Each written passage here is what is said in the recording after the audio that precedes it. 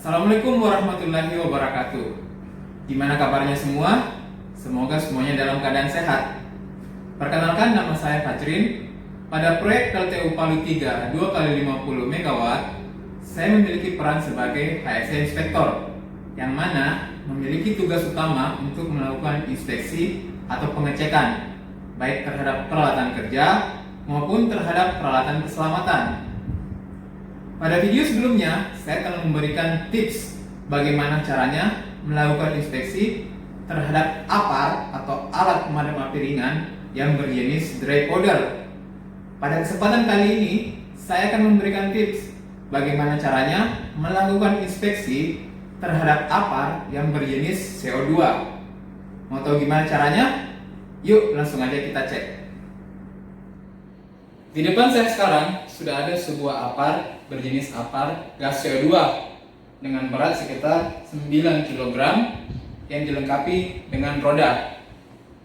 APAR gas CO2 adalah APAR yang dapat digunakan untuk memadamkan kebakaran tipe B yang mana yang terbakar berupa bahan cair atau gas, misal seperti bensin atau solar, dan juga tipe C yang mana yang terbakar diakibatkan karena listrik, misal terjadinya korsleting. Untuk pemeriksaannya sendiri, hal-hal yang harus kita periksa, yang pertama adalah tabung dari APAR tersebut. Kita harus memastikan bahwa kondisi tabung dalam keadaan baik, tidak ada penyok ataupun karatan. Yang kedua yang harus kita cek adalah kondisi dari selang dan nozzle APAR. Kita harus memastikan bahwa tidak ada robekan, retakan maupun sumbatan pada selang dan nozzle APAR. Untuk pemeriksaannya, kita dapat membuka selang APAR terlebih dahulu.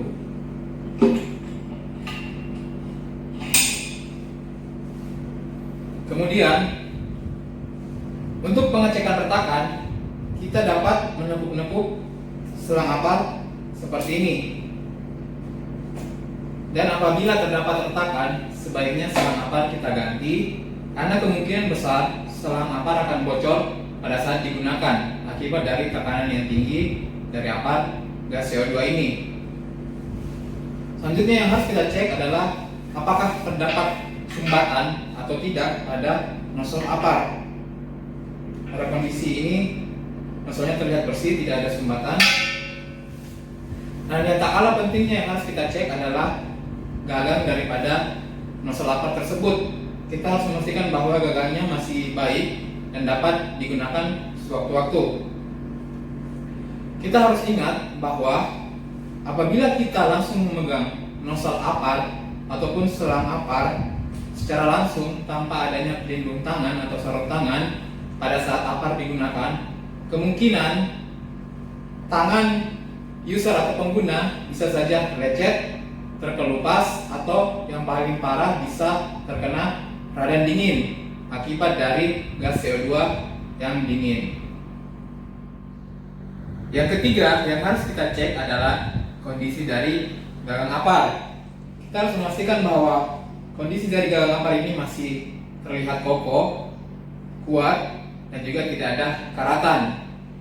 Serta kita juga harus memastikan bahwa masih terdapat pin pengaman pada gagang APAR tersebut dan juga terdapat segel pengaman.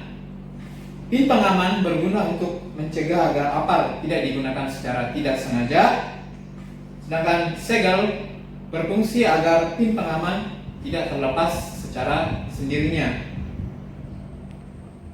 Yang keempat yang harus kita cek adalah kondisi dari tekanan APAR. Pada APAR jenis dry powder, kita dapat mengecek tekanannya dengan cara melihat pada manometernya. Apabila jarumnya menunjukkan di area hijau, itu menandakan bahwa tekanan APAR masih dalam kondisi baik. Sedangkan pada APAR berjenis CO2, tidak terdapat manometer pada APAR-nya, karena memang APAR jenis ini didesain untuk tidak menggunakan manometer. Sehingga untuk cara pengecekannya, kita harus melakukan penimbangan pada APAR.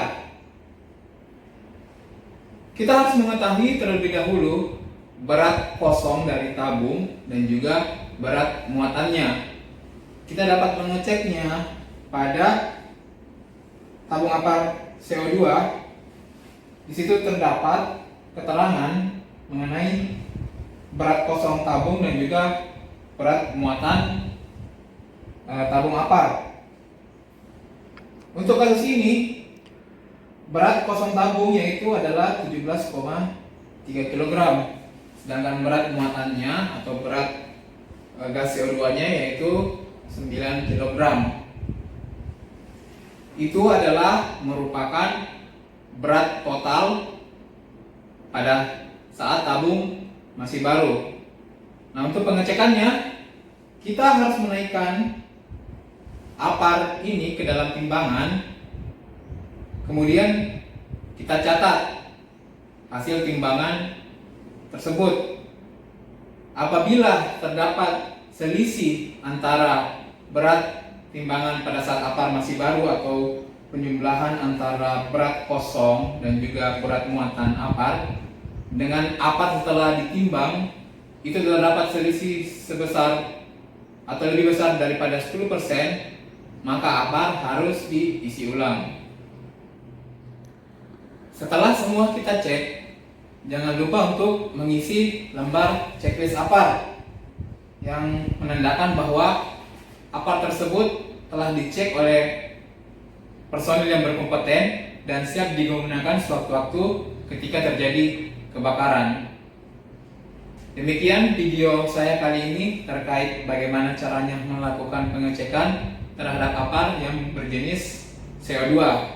Semoga dapat bermanfaat untuk kita semua. Wassalam.